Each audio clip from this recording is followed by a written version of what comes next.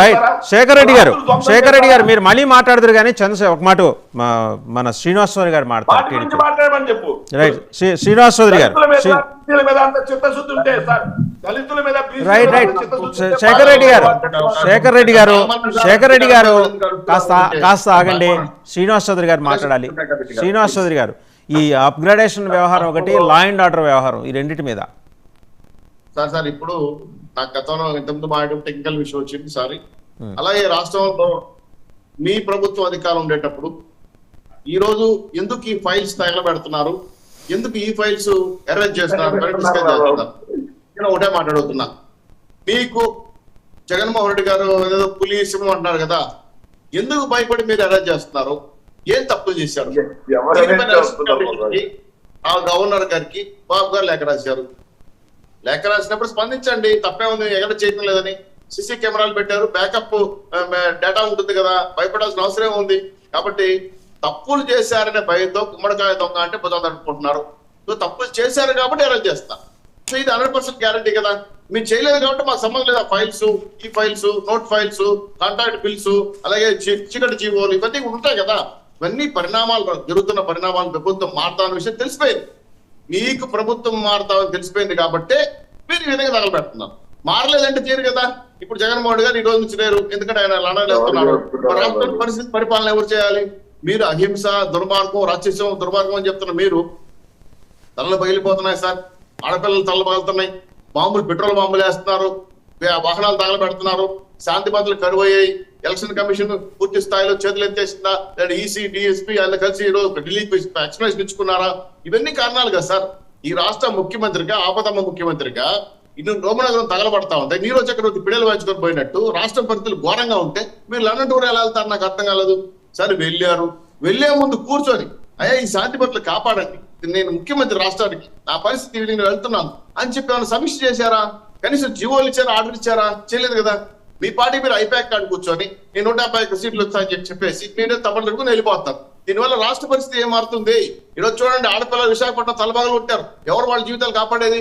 అలాగే ఎన్నికలు అయిపోయినాయి, ఎలక్షన్ జరిగిపోయింది. మీ ఎవరెవరికి ఎన్ని ఓట్లు అనేవి ఈవీఎంలో భద్రంగా ఉన్నాయి. ఏప్రిల్ దగ్గర చెప్తారు కదా. ఈ లోపల కషాయం చెప్పి మా అభ్యర్థుల పైన స్ట్రాంగ్ రూమ్కి వెళ్తా ఉంటే కాపలా కాసి రాళ్లు, రప్పలే కాకుండా సమ్మెట్లు, బీర్బాట్లు వేశారంటే ఇది కుట్రతో కూడిన అంశం కదా. ఇంతకుముందు మా శేఖర్ రెడ్డి గారు వీడియో చూపించారు, దానికి ముందు వీడియో చూపించింది బాగుంది. ఎందుకంటే తాడిపత్రిలో ఎస్పీ సాక్షిగా జేసీ దివాకర్ రెడ్డి మీద ఎస్పీ ముందరని కర్రలతో రాళ్ళతో కొట్టారు. సో ప్రొవోక్ చేసింది ఎవరు? లైన్ లో శివకుమార్ గారు ఎమ్మెల్యే గారు రమ్మని చెప్తే ఓటర్ను కొట్టింది ఎవరు? కారంచేడు, పల్నాడులో ఓట్లేశారని ఏజెంట్లని ఓటర్లు కొట్టింది ఎవరు? అనంతపూర్ లో కిడ్నాప్ చేసింది ఎవరు? ఏజెంట్లని. పొంగునూరులో కిడ్నాప్ చేసింది ఎవరు? మా అభ్యర్థి మీద కాపలాగా రాళ్ళేసింది ఎవరు? మొత్తం ప్రొవోక్ చేసింది వైసీపీ వాళ్ళే కదా. దానికి ముందు వీడియోలు చూడమని బాలకోట గారా తనకు ఆవేదన తెలియజేసిన తప్పేం కాదు కదా. తన అభిప్రాయం చెప్పాడు, చెప్పినంత మాత్రాన బాధ కలిగించడం ఎందుకు? మీరు చేయగలిగితే మీ ప్రభుత్వం మీ చేతిలో ఉన్నారు, పోలీసులు మీ చేతిలో ఉన్నారు, ఈసీ ఎలక్షన్ కమిషన్ కూడా మీరు చెప్తే వింటారు. ఎందుకు సమీక్ష చేయకుండా జగన్మోహన్ రెడ్డి గారు ఆగమేఘాలు ఢిల్లీకి వెళ్తున్నారు? వెళ్ళారు అనుకోండి, కంప్లీట్ చేసి వెళ్ళాలి కదా. ఆయన కార్యక్రమం పర్సనల్ కార్యక్రమం ఉండొచ్చు, నేను కాదనట్లేదు, ఎగ్జామ్ తీసుకున్నారు. కానీ రాష్ట్రంలో election commission, all parties meeting, లేదంటే డిఎస్పీ గారిని కూర్చొని ఏం జరుగుతుంది రాష్ట్రంలో, అయితే చీఫ్ ఎలక్షన్ కమిషన్ కూర్చొని ఢిల్లీలో కూర్చొని మాట్లాడేది కాకుండా ఈయన ఎందుకు చేయలేకపోతున్నాడు? పూర్తిగా హ్యాండ్స్ ఆఫ్ చేసేశారు. గవర్నమెంట్ పడిపోతున్న విషయం తెలుసు. 150 వస్తుంది, 150 వస్తుంది, 160, ఇవన్నీ కబుర్లండి, అవన్నీ వాస్తవాలు కాదు. రాష్ట్రంలో 82% ప్రజలకు ఓట్లు వేశారు.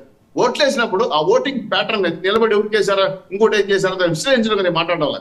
ఈ రోజు రాష్ట్రం తగలబడతా ఉంది. కారణం ఎవరు?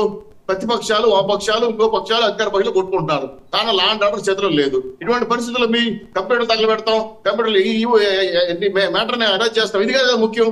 రాష్ట్ర శాంతి భద్రత కాపాడడం ముఖ్యం వస్తుంది కదా.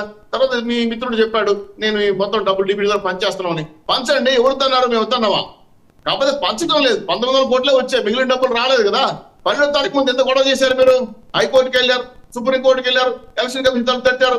అయ్యో పేదలకు అన్ని జరిగిపోతుంది, 14,160 కోట్లు కట్టాలి అన్నారు కదా. మరి ఇప్పుడు ఎందుకు ఇవ్వలేకపోతున్నారు? ఈ పొద్దు ఇస్తారు, రేపు ఇస్తారు, తెల్లారిస్తే ఎందుకు చెప్తున్నారు? మీ లండన్ టూర్ కి ప్రభుత్వ ఖజానా నుంచి 1,50,00,000 ఎందుకు కేటాయించి సెక్యూరిటీకి? తప్పు కదా అది. సీఎం గారు పర్సనల్ సెక్యూరిటీ కోసం 1,50,00,000 కేటాయించారట. మరి సీఎం గారికి, అవతల ముఖ్యమంత్రికి ఈ అవకాశాలు ఉన్నాయో నాకు తెలియదు. కానీ రాష్ట్రం పరిస్థితుల్లో పేదలకు సంక్షేమ కార్యక్రమాలు ఇవ్వకపోతే మీరు ఈ డబ్బులు తీసి ఇంకోదానికి వాడుతుంటే, రెండు హిందూజా కమిటీ 1500 కోట్లు ఇస్తే మీ కాంట్రాక్ట్ డబ్బులు రిలీజ్ చేస్తా ఉంటే ఇంకెప్పుడు మీరు సంక్షేమ కార్యక్రమం డబ్బులు రిలీజ్ చేస్తారని అడిగారు ఆయన. సమాధానం చెప్పండి. అంతేగాని 12 ముందుకు వచ్చిన గొడవ మీరే కదా, ఇప్పుడే చేస్తాం ఇప్పుడే బట్టన్ నొక్కుతామని. మరి ఇప్పుడు ఎందుకు డబ్బులు లేకపోయాయి? అప్పులు తీసుకొచ్చారు కదా, 3000 కోట్ల పైచులకు జిఎస్టీ ద్వారా వచ్చిన డబ్బులు వచ్చాయి, 4000 కోట్లు అప్పు చేశారు. ఆల్రెడీ మీ దగ్గర మాకు మొత్తం డబ్బులు మా దగ్గర ఉన్నా చెప్పేసి సిఎస్ జవహర్ రెడ్డి గారు చెప్పారు. మరి ఈ లెక్కన 30 కోట్లు మీ దగ్గర 30,000 కోట్లు మీ దగ్గర ఉండాలా? మరి ఎందుకు కట్టలేకపోతున్నారు, ఎందుకు లేకపోతున్నారు? ఇది ప్రశ్న. అంతేగాని 1900 కోట్లు ఇచ్చేసాం, ఇదే అయిపోయింది మొత్తం బట్టన్ నొక్కాం ఇచ్చేసాం అని చెప్పడం లెక్కలతో సహా బయటపడతారు. శ్రీనివాస్ చౌదరి గారు చెప్పండి, వాస్తవ పరిశీలన కూడా సంక్షేమ కార్యక్రమాలు ఇస్తారా? శాంతి భద్రతలు కాపాడతారా? ఎలక్షన్ అయిపోయిందని గెలుపోవడం దైవాధీనం ఎవరు చేస్తారు? రెండో విషయం, మీరు రాష్ట్ర ప్రజలు కాపాడిన బాధ్యత మీకు ఉందా లేదా? శాంతి భద్రత సంరక్షించిన బాధ్యత మీకు ఉందా లేదా? అది చెప్పండి. నేను ముఖ్యమంత్రిని కాదు, నాకు సంబంధం లేదు, ఎలక్షన్ కమిషన్ పరిధిలో ఉంది, నేను చేయలేను, గవర్నర్ చర్యలు తీసుకోవాలి, ఇవన్నీ కరెక్ట్గా సార్. శ్రీనివాస్ చౌదరి గారు ఒక నిమిషం. శ్రీనివాస్ చౌదరి గారు ఒక నిమిషం. మీకు వాళ్ళు ఒక అవకాశం ఇస్తున్నారు, వాళ్ళ పంచంగా మిగిలిందంతా రేపు మీరు ముఖ్యమంత్రి కాగానే మీరు పంచండి. దీనికి ఎందుకు వాదన ఎందుకు?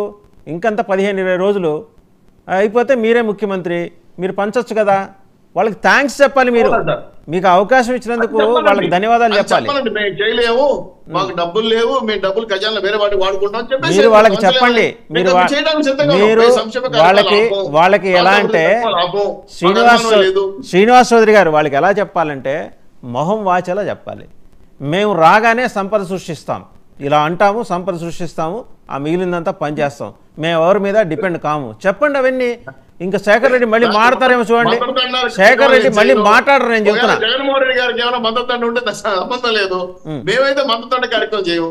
మేము కేంద్ర ప్రభుత్వం 3 పార్టీల కుటుంబంతో కూర్చొని ఖచ్చితంగా ఏ ప్రభుత్వానికి సంక్షేమం పేరుతో బటన్ నొక్కి ఎంత దుర్మార్గంగా డబ్బులు దోచేసుకున్నాం లెక్కేసుకోవాల్సి ఉంది, ఆ డబ్బులను బయటకు లాగాల్సి ఉంది. నిజంగా ఇంకో విషయం వాళ్ళకి చెప్పాల్సింది ఏంటంటే, ఇంకో విషయం శ్రీనివాస్ చౌదరి గారు ఇంకో విషయం వాళ్ళకి చెప్పాల్సింది ఏంటంటే, వాళ్ళు ఏదో భ్రమల్లో పడి పిచ్చిలో పడి ఆ డేటా అంతా డిస్మాంటిల్ చేస్తున్నారు.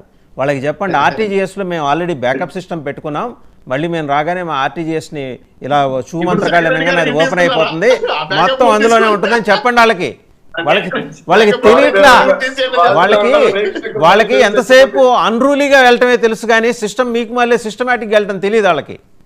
సరే, ఒకసారి రామ్ కుమార్ గారి దగ్గరికి వెళ్దాం. రామ్ కుమార్ గారు ఇందాక చెప్పాలనుకున్నారు. వాసుదేవన్ అన్న ప్రేక్షకులు నవ్వి చచ్చిపోతే ఎవరిదన్నా రెస్పాన్సిబిలిటీ? మీ మాటలకి ఎవరిదండి రెస్పాన్సిబిలిటీ? రామ్ కుమార్ గారు కరెక్టే, అధికారంలో ఉండేవాళ్ళు రెస్పాన్సిబిలిటీ కాదని హ్యాండ్సప్ చేసి ఏం చెప్పాలి? రామ్ కుమార్ గారు మ్యూట్లో ఉన్నారండి, ఒకసారి అన్మ్యూట్ చేసుకోండి. కాదండి, శేఖర్ రెడ్డి గారు ఏదో